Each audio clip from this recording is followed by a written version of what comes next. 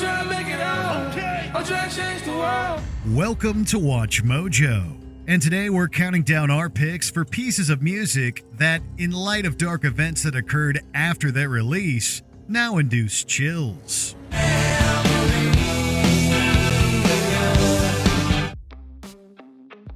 Number 10, Bump and Grind, R. Kelly. My body's telling me yes. Any song that begins with those lyrics would be considered to have aged like milk. However, when you take into account singer Kelly's literal decades of misconduct allegations, the lyrics to Bump and Grind take on an entirely new context that would churn the stomach of even the most hardened listener. I don't see nothing wrong with a little bump and grind. Originally acquitted in 2008 of misconduct charges involving minors, Kelly was sentenced to 31 years in prison following convictions in 2021 and 23. Kelly's self-admitted inability to control his inhibitions on Bump and Grind now leaves listeners hitting skip. Robert. 30 years of my career. Y'all trying to kill me. You're killing me, man. This is not about music. After the premiere of Surviving R. Kelly in 2019, Lady Gaga scrubbed a version of her 2013 hit Do You Want that featured Kelly from streaming services. Good call.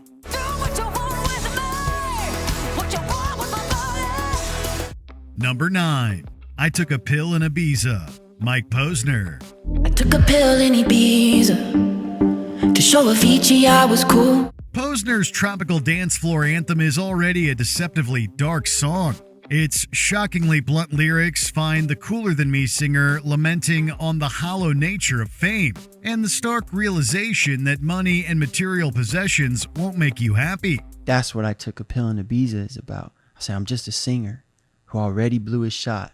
I get along with old timers because my name's a reminder of a pop song people forgot. The song's chorus, however, is where things really start to become eerie. It name drops the late producer Avicii and, according to Posner, refers to a real-life incident in which he follows the Swedish DJ to the titular island and succumbed to peer pressure. Tragically, Avicii, born Tim Bergling, took his own life in 2018, reportedly following years-long struggles with addiction.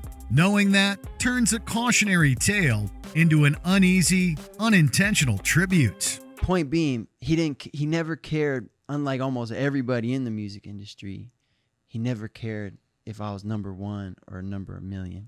Number 8, 2009, Mac Miller. I ain't asking why no more.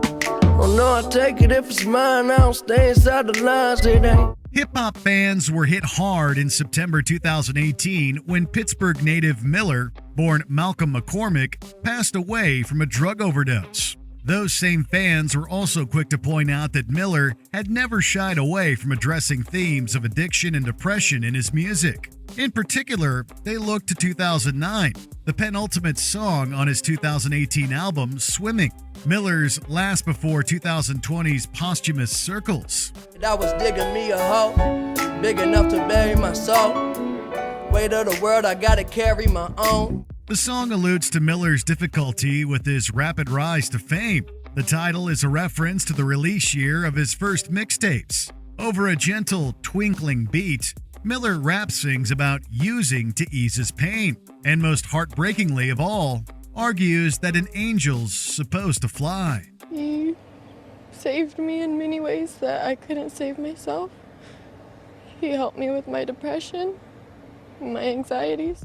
Number 7, I Need a Girl Part 2, P. Diddy. Potential wife credentials. Know about the life I'm into, life I've been through, and how I had a trifling mental. Not unlike Bump and Grind, the lyrics to the sequel to I Need a Girl Part 1 probably elicited cringe from listeners at the time, in this case, the year 2002. Written and co-produced by Sean P. Diddy Combs himself, the song raises eyebrows more than once. Did Puffy just compare the love of his life to a brother? And for that matter, why are these brothers doing that? The chorus will definitely make you wince, too.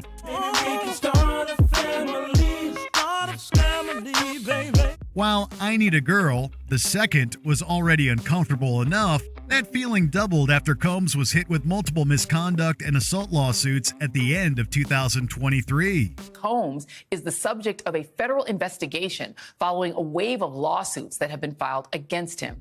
Number 6. That'll Be the Day. Buddy Holly.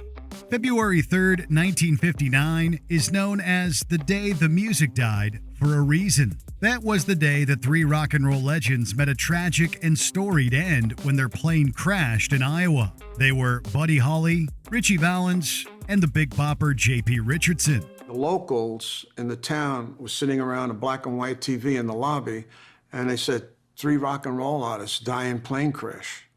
And it was all over the news. The man born Charles Hardin Holly had only relatively recently made his major label breakthrough album, That'll Be the Day. That album's title track was a massive hit within the final year of Holly's life. You say you're gonna leave, you know it's a lie, 'cause that'll be the day when I die. Its chorus, detailing Holly's confidence that his relationship will never end, became tragically ironic following that plane crash, when in reality his wife, Maria Elena, was widowed. I knew that if I would have been there, but it would have not taken the plane, because I would have put my foot down and said no. Number 5. New Dawn Fades. Joy Division.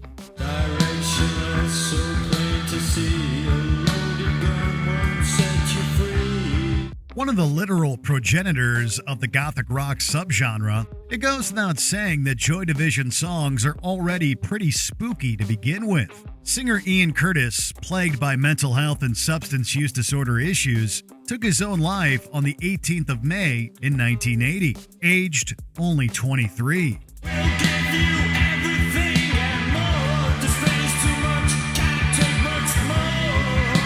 Curtis's songwriting tackled these topics head-on, and this is no more apparent than on New Dawn Fades.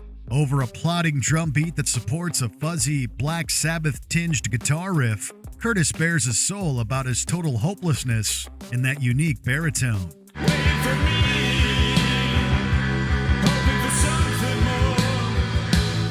Number 4. Legends. Juice WRLD. I usually have an answer to the question, but this time I'm gonna be quiet. This time. Jared Higgins, better known to the general public as Juice WRLD, was plagued by similar issues to Mac Miller.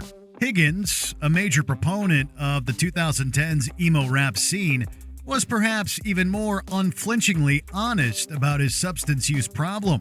A not so insignificant portion of his discography is devoted to this very topic.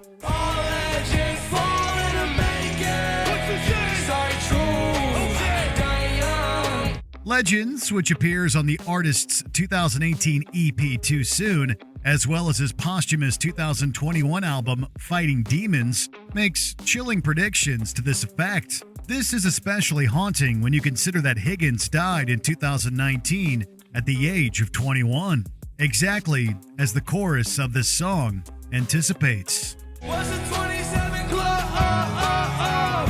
We ain't making it past 21.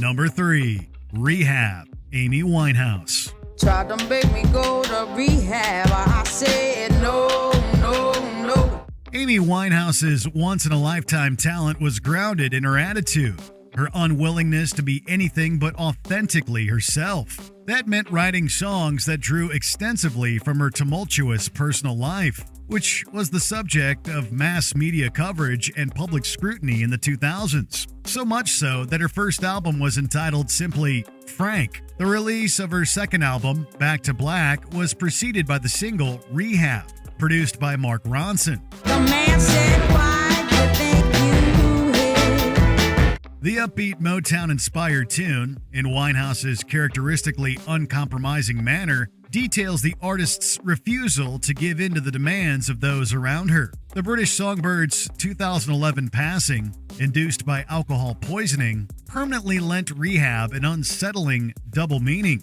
Add Back to Black's title song for an extra dose of spookiness. We only said goodbye with words. I died 100 times. Number 2. Come As You Are. Nirvana. Come as you are.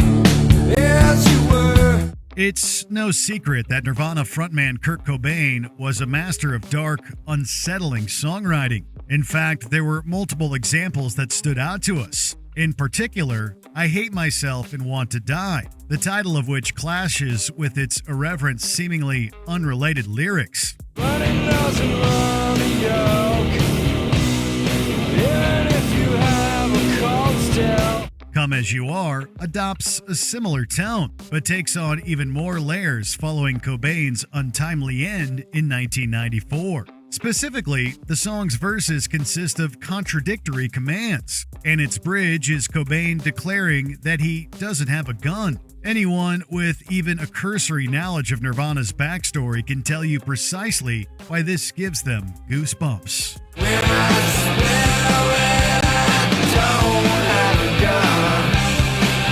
Before we unveil our top pick, here are a few honorable mentions. Leaving on a Jet Plane, John Denver, foreshadows the way Denver met his end in 1997. I'm leaving on a jet plane, don't know when I'll be back again. Pretty Noose, Soundgarden, same as John Denver, but for Chris Cornell in 2017.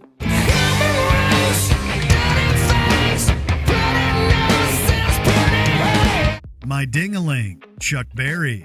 A fairly creepy song even before considering Berry's numerous misconduct scandals. Oh, my ding-a-ling, oh, I want you to play with my ding-a-ling. Sing! Time in a Bottle, Jim Croce.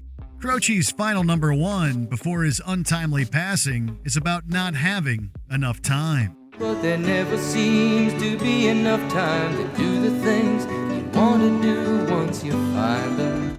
Before we continue, be sure to subscribe to our channel and ring the bell to get notified about our latest videos. You have the option to be notified for occasional videos or all of them. If you're on your phone, make sure you go into your settings and switch on notifications. Number 1. Look at Your Game Girl, Charles Manson. Ah, those feelings real. Look at your game, girl. You probably already have a pretty good idea as to how this song ended up on our list. Music producer Phil Kaufman met Charles Manson while the two were imprisoned at the same facility. The two became friends, and Kaufman later recorded Manson's debut album, Lie, The Love and Terror Cult, through 1967 into 68. He used to call me occasionally, and the last time he called me, he was rambling on, and I said, Charlie, the difference between you and I is that you're doing life and I'm living it. Among those songs was Look at Your Game Girl, an innocuous, simplistic folk song on the surface. Its lyrics have been re-examined in the wake of Manson's infamous 1969 crime spree. What a mad delusion, living in that confusion. In its review of the album, AllMusic described the song as embodying his fundamental approach to influencing young women by targeting their socially imposed hang-ups. Suddenly, Look at Your Game Girl isn't so innocuous. I hope I haven't offended them. Those murderers are so, they're so touchy. Which songs do you have a hard time listening to because of something terrible that's associated with them? Let us know in the comments. There's a whole lot more for me waiting.